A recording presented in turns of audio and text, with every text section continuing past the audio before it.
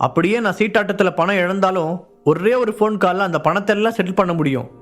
உன்னோட நிலைமை அப்படியா இருக்கு? நக்கலாக கேட்ட அவருடைய தோழி, இப்போ நீ பணம் கொடுக்கலன்னா எனக்கு தெரிஞ்ச ஒருத்தரை இங்கே வரவழைக்க வேண்டியிருக்கும்.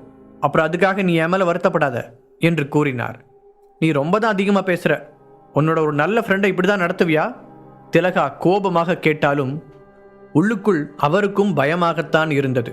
ஏனென்றால் அவளுடைய தோழிக்கு ஒரு சில பவர்ஃபுல்லான ஆட்களை தெரியும் என்பதை திலகாவும் அறிவார். இப்போது என்ன சொல்லி அவருடைய தோழியை தடுத்து நிறுத்துவதென்று அவருக்கு புரியவில்லை. அதற்குள் பொறுமை இழந்த அந்த தோழி தன்னுடைய ஃபோனை எடுத்து யாருக்கோ அழைத்தார்.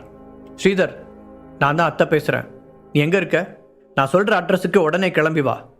இங்கே ஒருத்தர் எனக்கு பணம் தரணும், ஆனால் அதை தராமல் ஏமாற்ற பார்க்குறாங்க. நீ வந்தால் தான் சரியாக இருக்கும்னு நினைக்கிறேன். சொன்னவர் ஃபோனை வைத்துவிட்டு திலகாவை அலட்சியமாக பார்த்தார். அவள் அழைத்த ஸ்ரீதரன் உண்மையிலேயே பவர்ஃபுல்லான நபர் என்பதுடன் அவனிடம் ஆள்பலமும் இருந்தது. அவன் வந்து பேசினால் திலகா உடனடியாக பணத்தை கொடுத்துதான் ஆக வேண்டும் என்று அவர் நினைத்தார். ஒருவேளை திலகாவை இன்றைக்கு விட்டுவிட்டால் திரும்ப பிடிக்க முடியாதோ என்று அவருடைய தோழி கவலைப்பட்டார். அவரிடம் திலகா கடன் பட்டதற்கான எந்த ஆதாரமும் இல்லை. அதனால் நாளைக்கே திலகா வேறு மாதிரி திரும்பிவிட்டால் என்ன செய்வது என்று யோசித்த அவர் திலகா பலவீனமாக இருக்கும் இந்த நேரத்தை பயன்படுத்திக் கொள்ள நினைத்தார். நடப்பதை கவனித்துக் கொண்டிருந்த சந்தனாவிற்கு அவமானமாக இருந்தது.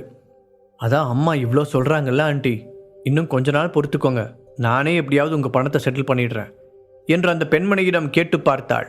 இங்கே பாருமா, நீ கூட நினைக்கலாம் நம்ம ஹாஸ்பிட்டலில் இருக்கிற நேரத்தில் இவங்க இப்படி நடந்துக்கிறாங்களேன்னு. ஆனால் இந்த விஷயத்தில் நான் நிறைய அனுபவப்பட்டுட்டேன். இன்றைக்கி உங்கள் அம்மாவுக்காக விட்டுட்டு போனால் நாளைக்கு இன்னொருத்தர் என்னை ஏமாற்ற ட்ரை பண்ணுவாங்க. நியாயமாக பார்த்தா உங்கள் அம்மா கிட்ட காசு இல்லைன்னா இந்த விளையாட்டுக்கே வந்திருக்கக்கூடாது. சரி, இப்போ கூட ஒன்றும் பிரச்சனை இல்லை. நீங்கள் உடனே பணத்தை டிரான்ஸ்ஃபர் பண்ணிவிடுங்க, நான் என்னோட ஆளை வர வேண்டான்னு சொல்லிடுறேன் என்று அந்த பெண்மணி ரொம்பவே கேவலமாக நடந்து கொண்டார். இப்போது சந்தனா திரும்பி தன்னுடைய அம்மாவை ஆழமாக பார்த்தாள். இப்படிப்பட்டவங்கள தான் இவ்வளோ நாள் நீ ஃப்ரெண்டுன்னு நம்பிட்டு இருந்தியாமா என்று அந்த பார்வை திலகாவிடம் கேள்வி கேட்டது. சிறிது நேரம் கழித்து ரூமுக்கு வெளியே இருந்த வராண்டாவில் காலடி சத்தம் கேட்க, என் அத்தை கிட்ட காசு வாங்கிட்டு தராமல் ஏமாத்துறது யாரு என்று கேட்டுக்கொண்டே ஒருவன் உள்ளே வந்தான்.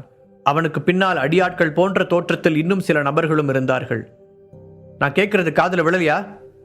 என் அத்தைக்கு பணம் தர வேண்டியது யாரு? அந்த மனிதன் உருமினான். கூப்பிட்ட உடனே வந்ததுக்கு ரொம்ப தேங்க்ஸ் ஸ்ரீதர்.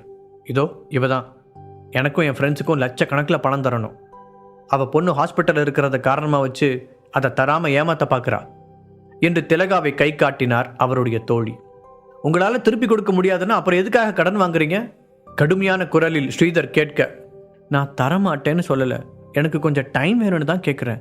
திலகா நடுங்கும் குரலில் பதில் சொன்னார்.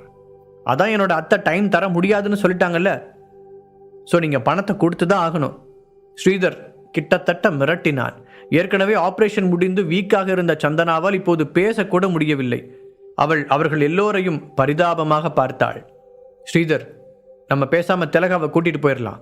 அவளோட பொண்ணு பணம் ஏற்பாடு பண்ணி தர வரைக்கும் இவன் நம்ம கண் பார்வையிலே இருக்கட்டும் என்று அந்த பெண்மணி கூற, அவ்வளவுதான் அத்தை, தூக்கிடலாம் சொன்ன ஸ்ரீதர் தன்னுடைய ஆட்களை பார்த்து தலையசைத்தான். உடனே அவர்களும் திலகாவை நெருங்கினார்கள். இல்ல வேண்டாம் என்று சொல்லிக்கொண்டே திலகா பின்னாலே நகர, என்ன நடக்குதுங்க? ஒழுங்கு மரியாதையா அப்படியே நில்லுங்க என்று வாசல் பக்கம் இருந்து ஒரு கர்ஜனை குரல் கேட்டது. அந்த குரலை கேட்டு திரும்பி பார்த்த ஸ்ரீதர் அங்கு நின்று கொண்டிருந்த ஹரிஷை கண்டு மின்னல் தாக்கியதைப் போல அதிர்ச்சி அடைந்தான். அவர் ஸ்ரீதர் மற்றும் அவனுடைய ஆட்களிடம் ஹரிஷை சுட்டிக்காட்டி, அது என்னோட மருமகன் தான், அவங்கிட்ட பணம் கேளுங்க, தரலன்னு அவனை என்ன வேணாலும் பண்ணிக்கோங்க என்று கூறினார். அதை கேட்ட சந்தனா தன் அம்மாவை தீயாக முறைக்க, அதே நேரத்தில் என்ன இவரு உங்க மருமகனா என்று அதிர்ச்சி அடைந்தான் ஸ்ரீதர். உண்மையை சொல்ல வேண்டுமென்றால் ஸ்ரீதர் மிரியட்ஸ் அமைப்பில் முக்கியமான மெம்பர். அதனால் தங்களுடைய இன்சார்ஜான ஹரிஷை அவனுக்கு நன்றாகவே தெரிந்திருந்தது. சொல்லப்போனால் ஹரிஷ் நரேந்திரனை அடிப்பதற்காக அழைத்து கொண்டு சென்ற ஆட்களில் அவனும் ஒருவன். ஹரிஷ் எந்த அளவிற்கு மோசமாக நரேந்திரனை அடித்தான் என்பதை அவனும் பார்த்து கொண்டுதான் இருந்தான். இப்போது அவன்தான் திலகாவின் மருமகன் என்று தெரிந்தவுடன் ஸ்ரீதர் அடுத்தென்ன செய்வதென்று தெரியாமல் தடுமாறினான். தான் ஒரு பெரிய சிக்கலில் மாட்டிக்கொண்டிருப்பதை உணர்ந்தவன், ஹரிஷ் சார், சத்தியமா இவங்க உங்களோட மாமியார்னு எனக்கு தெரியாது என்று அவசரமாக கூறினார். ஸ்ரீதர் தானே உன்னோட பேரு, நீ இங்கே என்ன பண்ற? ஹரிஷ் லேசாக முகத்தை சுழித்தபடி கேட்க, ஸ்ரீதருக்கு பின்னால் இருந்த ஆட்கள் எல்லோரும் தங்களுடைய அதிர்ச்சியில் இருந்து வெளியே வந்து ஹரிஷின் முன் தலைகுனிந்து வணங்கினார்கள்.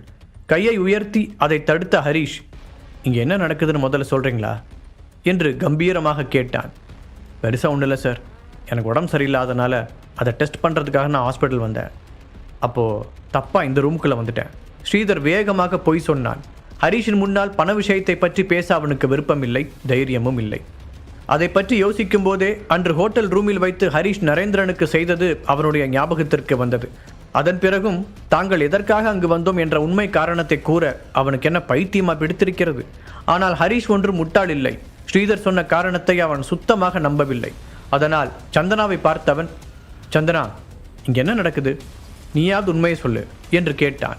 அம்மா கடனாக வாங்கின பணத்தை திருப்பி கேட்கறதுக்காக அவங்க வந்தாங்க என்ற உண்மையை ஒத்துக்கொண்ட சந்தனா தட்டு தடுமாறி நடந்ததை சுருக்கமாக கூறினாள். திலகாவின் சூதாட்ட பிரச்சனையை பற்றி ஏற்கனவே தியானா மீடியாவில் வைத்து சந்தனா பேசுவதை அவன் கேட்டிருந்தான். அதனால் என்ன நடந்திருக்கும் என்பதை ஈஸியாக புரிந்து கொண்டவன் திலகாவை பார்த்தான். பின்பு அவனுடைய பார்வை ஸ்ரீதரின் பக்கம் திரும்ப, செத்த இன்னைக்கு தனக்குள் நினைத்து கொண்ட ஸ்ரீதர் உள்ளுக்குள் பயந்து நடுங்கினான். இன்னைக்கு யார் முகத்தில் முழிச்சேன்னு தெரியல. இவரோட ஒய்ஃப் ஹாஸ்பிட்டல் பெட்டில் படுத்திருக்கும் போது வந்து பணம் கேட்டு மிரட்டினேன்னு தெரிஞ்சா கண்டிப்பாக என்னை சும்மா விட மாட்டார். ஆமாம், இவங்களை அன்னைக்கே நான் ஹோட்டல் ரூமில் பார்த்தேன்ல, அப்புறம் எப்படி அடையாளம் தெரியாமல் போச்சு? எங்கள் ஹரீஷ் சார் அந்த நரேந்திரன் அடித்த வேகத்தை பார்த்து எல்லாரும் திகைச்சு போயிடலாம் நின்னோம். அதில் எங்கே அவர் பொண்டாட்டி முகத்தெல்லாம் ஞாபகம் வச்சுக்கிறது? அதுலேயும் இன்னைக்கு ஹாஸ்பிட்டல் பெட்டில் இவங்க பார்க்கவே வேறு மாதிரி இருக்காங்க. அத்தைக்கு உதவி செய்கிறேன்னு வாலண்டியராக வந்து இப்படி வசமாக மாட்டிக்கிட்டேனே, இப்போ என்ன செய்ய போகிறேன்னு வேற தெரியல. மனதிற்குள் புலம்பியவன் தயக்கத்துடன் ஹரிஷை நிமிர்ந்து பார்த்தான். நான் அவங்களோட கடன் அடைக்கிறேன், ஹரிஷ் அமைதியாக சொன்னான். என்னதான் திலகா அவனை வெறுத்தாலும், அதுவும் இந்த முறை அவள் செய்தது மிகப்பெரிய முட்டாள்தனம் என்றாலும், ஹரிஷ் அவளுடைய மருமகன், அதை யாராலும் மாற்ற முடியாது. அதனால் அவள் வாங்கிய கடனை அடைப்பது தன்னுடைய கடமை என்று அவன் நினைத்தான். அதுக்கு அவசியம் இல்லை சார், ஸ்ரீதர் வேகமாக பதிலளித்தான். இன்னைக்கு இந்த அத்தையோட ஃபோன் காலை நாம் எடுக்காமல் இருந்திருக்கலாம். அந்த இடத்தில் ஹரிஷை பார்த்ததிலிருந்து 119வது முறையாக இதை நினைத்தான் ஸ்ரீதர். நான் உண்மையாக தான் சொல்கிறேன், அவங்களோட அக்கௌண்ட் நம்பரை கொடு, நான் உடனே பணத்தை டிரான்ஸ்ஃபர் பண்ணிவிடுறேன். இவ்வளோ தூரம் வந்தவங்களை வெறும் கையோடு அனுப்ப முடியாது இல்லையா? ஹரிஷ் சாதாரணமாகத்தான் இதை கூறினான். சந்தனா சொன்ன பணத்தின் அளவு ஹரிஷுக்கு ஒரு பெரிய விஷயமே இல்லை. அவன் மெரியட்ஸில் முக்கிய பொறுப்பில் இருக்கிறான் என்பதற்காக அவனுடைய குடும்பம் செலுத்த வேண்டிய கடனை இல்லை என்று எப்படி மறுக்க முடியும்? இது அவனுக்கு கீழ் இருக்கும் மற்ற மெம்பர்களுக்கு தவறான முன்னுதாரணமாக அமைந்துவிடும் என்று ஹரிஷ் கவலைப்பட்டான். அதே நேரம் திலகாவும் சந்தனாவும் அங்கு என்னதான் நடக்கிறது என்பதை கண்டுபிடிக்க முயற்சி செய்து கொண்டிருந்தார்கள். ஆனால் உங்ககிட்ட இருந்து எப்படி என்னால் பணத்தை வாங்க முடியும்?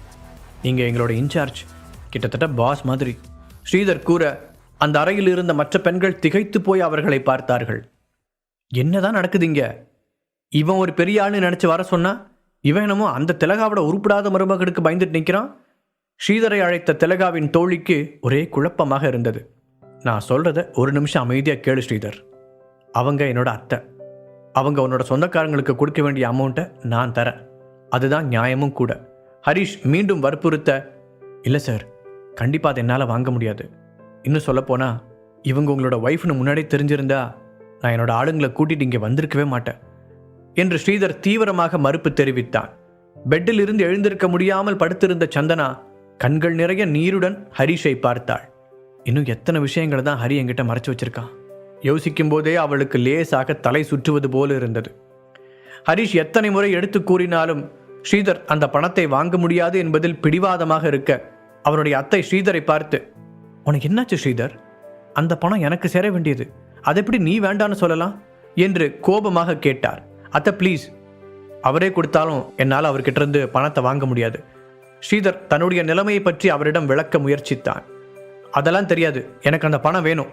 அவனுடைய அத்தை பிடிவாதமாக இருந்தார். அப்புறம் நீயே அவனை பார்த்து இந்த அளவுக்கு பயப்படுற? அவன் திலகாவோட மருமகன் தான், இந்த நாட்டுக்கே ஒன்று ராஜா கிடையாது. அநேகமாக அவனை நீ வேற யாரோன்னு நினச்சி பேசிகிட்டு இருக்க என்று அந்த பெண்மணி படபடவனை பேசிக்கொண்டே போக, அத்தை ப்ளீஸ் கொஞ்சம் நிறுத்துறீங்களா? திடீரென்று அதட்டினான் ஸ்ரீதர். அப்படியே ஹரிஷின் பக்கம் திரும்பியவன், சாரி, என்னோட அத்தைக்கு நீங்கள் யாருன்னு தெரியாது, அவங்களுக்காக நான் உங்ககிட்ட மன்னிப்பு கேட்டுக்கிறேன் என்று பணிவாக கேட்டான்.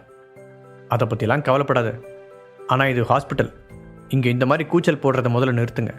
ஹரிஷ் தன்னுடைய நெற்றியை தடவியபடி கூறினான். அவன் எத்தனை முறை சொல்லியும் ஸ்ரீதரை சம்மதிக்க வைக்க முடியாததில் சங்கடமாக உணர்ந்தான். நீங்கள் புரிஞ்சுக்கிட்டதுக்கு ரொம்ப தேங்க்ஸ் சார். ஸ்ரீதர் நன்றியுடன் கூற அவனுடைய அத்தைக்கு இனி அவன் பணத்தை வாங்கி தரப்போவதில்லை என்பது புரிந்துவிட்டது. நைட் ஃபுல்லாக தூங்காமல் கார்ட்ஸ் விளையாண்டதுனால நான் ரொம்ப டயர்டாக இருக்கேன், அதனால் வீட்டுக்கு போய் ரெஸ்ட் எடுக்கிறேன் என்று பொதுவாக கூறிய அவர் தன்னுடைய தோழிகளையும் அழைத்து கொண்டு அங்கிருந்து கிளம்பினார். இப்போது திலகா ஹரிஷை நம்ப முடியாமல் பார்த்து கொண்டிருந்தார். அவனை பற்றிய அவருடைய எண்ணம் தலைகீழாக மாறிவிட்டது. ஹரிஷ் ஜெயிலில் இருந்தப்போ ஏதாவது பெருசாக சம்பவம் பண்ணிட்டானோ, இல்லை யாராவது விஐபியோட ஃப்ரெண்ட் ஆயிட்டானா? திலகா தனக்குள் யோசித்தார். ஆனால் திலகா என்ன யோசிக்கிறார் என்பதை பற்றியெல்லாம் ஹரிஷ் கவலைப்படவில்லை. அவன் சந்தனாவிற்கு பக்கத்தில் சென்று குனிந்து அவளுடைய கன்னத்தில் முத்தமிட்டான். ஹரி, நீ என்கிட்ட ஏதாவது சொல்லணுமா? சந்தனா தன்னுடைய சக்தியை திரட்டி வைத்தபடி கேட்க, ஆமாம் சொல்லணும் தான், ஆனால் அதுக்கு இது சரியான நேரம் இல்லை. இப்போது இங்கே எல்லா பிரச்சனையும் முடிஞ்சிருச்சு, அதனால் நீ அமைதியாக ரெஸ்ட் எடு. உனக்கு உடம்பு சரியாகி பழைய நிலைமைக்கு வந்ததுக்கப்புறம் நான் எல்லா விஷயத்தையும் கிளியராக எக்ஸ்பிளைன் பண்ணுறேன் சொன்ன ஹரிஷ் அவளுடைய தலைமுடியை நீவி கொடுக்க சந்தனா சம்மதமாக தலையசைத்தாள். செலுத்தப்பட்ட மருந்துகளின் விளைவாக கொஞ்ச நேரத்திலேயே அவள் ஆழ்ந்த உறக்கத்திற்கு சென்றுவிட ஒரு பெரும் மூச்சுடன் எழுந்த ஹரிஷ் அவனிடம் சொல்லிவிட்டு போவதற்காக காத்திருந்த ஸ்ரீதரையும் அவனுடைய ஆட்களையும் பார்த்தான். தப்பாக நினைக்கலனா எனக்கு உங்ககிட்ட ஒரு ஹெல்ப் வேணும், அது என்னன்னு நான் சொல்கிறேன். எனக்காக ஒரு 2 நிமிஷம் வெளியே வெயிட் பண்ண முடியுமா? ஹரிஷ் கேட்க ஸ்ரீதர் வேகமாக தலையை ஆட்டினான். அதன் பிறகு திலகாவிடம் திரும்பிய ஹரிஷ், அத்தை, சந்தனா இன்னைக்கு காலையில் தான் எந்திரிப்பான்னு நினைக்கிறேன். டேப்லெட் கொடுக்கறது மற்ற விஷயங்கள்லாம் நர்ஸ் பார்த்துக்குவாங்க. எனக்கு கொஞ்சம் முக்கியமான வேலை இருக்குது, அதனால் இன்னைக்கு நைட்டு மட்டும் நீங்கள் அவளுக்கு துணையாக இருக்க முடியுமா என்று ஹரிஷ் சாதாரணமாக கேட்க, எப்போதும் அவனை அதட்டி உருட்டும் திலகா இன்று எதுவுமே பேச முடியாமல் வாயடைத்து போய் நின்றார். அத்தை, உங்ககிட்ட தான் கேட்டேன். ஹரிஷ் திரும்பவும் அவளிடம் கூற, அவள் என்னோட பொண்ணு, கண்டிப்பாக நான் அவளை பார்த்துக்குவேன். திலகா மெதுவாக பதில் சொன்னார். சரிங்க அத்தை, அப்போ நான் கிளம்புறேன், நாளைக்கு வந்து பார்க்குறேன். ஏதாவது எமர்ஜென்சினா உடனே கால் பண்ணுங்க என்று ஹரிஷ் அவளிடம் விடை பெற்று விட்டு வெளியே வந்தான். ரூம் வாசலில் அவனுக்காக ஸ்ரீதரும் அவனுடைய ஆட்களும் காத்திருக்க அவர்களை அழைத்து கொண்டு அங்கிருந்து விலகி வந்தவன், உங்களில் யாருக்காவது அந்த நரேந்திரனுடைய ஃபேமிலியை பற்றி ஏதாவது தெரியுமா என்று கேட்டான். அவர்கள் இல்லை என்று கூற, அப்படின்னா ஸ்ரீதர், இவனோட ஆளுங்களை கூட்டிகிட்டு போய் நரேந்திரன் குடும்பத்தை பற்றி உங்களால் முடிஞ்ச அத்தனையும் தெரிஞ்சுட்டு வரணும். எனக்காக இதை செய்வீங்களா? ஹரிஷ் கேட்க, இதை நீங்கள் கேட்கணுமா சார்? கண்டிப்பாக செய்கிறேன் என்று வேகமாக பதில் சொன்னான் ஸ்ரீதர்.